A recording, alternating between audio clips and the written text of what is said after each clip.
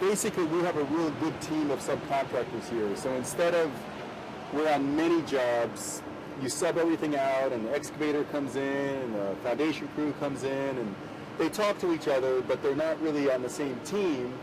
This is definitely a teamwork effort. On the left of me, I have probably 20 consultants, one way or the other, whether it be engineers or building science or what have you. And on the right of me, I probably have 50 some odd subs and material men. So at the very beginning of the job, we're looking closely at the amount of dirt that's being moved, because we moved an enormous amount of dirt from one place to another. We haven't taken anything off the site, and we haven't brought anything on the site. So that's the beauty of that.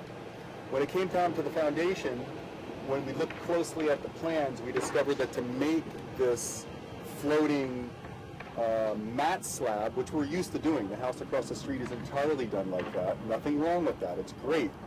But we had to over-excavate 3 feet and bring in 3 feet of gravel. And there was an enormous amount of energy and cost involved in this. And we weren't second guessing anyone. Nobody, this job doesn't go like that, but we all pitch in and we just thought, let's just revisit the whole thing and look at it from a cost, carbon footprint, et cetera, et cetera. So then we put the ball back in Bruce's court, and Bruce discovered some things. Well, so I found some numbers. I worked with the excavator and found out that 3 feet of over-excavation he just talked about amounted to many dozens of truck trips, at least 40 miles over the hills here of coastal California to haul the dirt to a place where you could dump it. And then likewise, an equal number of truck trips from someplace else where they'd be bringing the engineered fill or the gravel that we would make it up with. And it turned out that the cost of doing all that, financially and in carbon, was far, far greater than just drilling the piers. Just drilling the piers. I was very startled and surprised, and I checked all my numbers, and I pulled numbers off of different websites for how much embodied carbon there is in concrete and rebar. The excavator knew exactly what mileage his truck was getting, so we were really confident about the numbers we had, and we ended up saving the client, as I recall, the number was $60,000 and 60,000 tons of carbon put into the air. It was huge.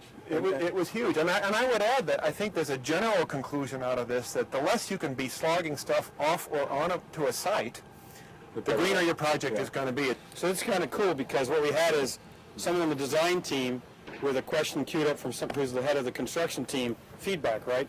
That's what it's all about. We work really well together with that. And so we're real happy now because it's all on piers. It's very simple and straightforward. We just punched out the piers, grade beams, the slabs are yet to come, as you can see. But it just was very efficient and very streamlined, and we feel good about the cost and the greenness of it all. So we all learned a lot, and we're off to a really great start. Okay, Peter, go ahead. So Mike, we were talking a little bit earlier about what integrated design means to the general contractor. You got an awful lot of stuff that's got to go in below the slab here. Tell me what's happening. Well, that's definitely atypical for a residential home of this size.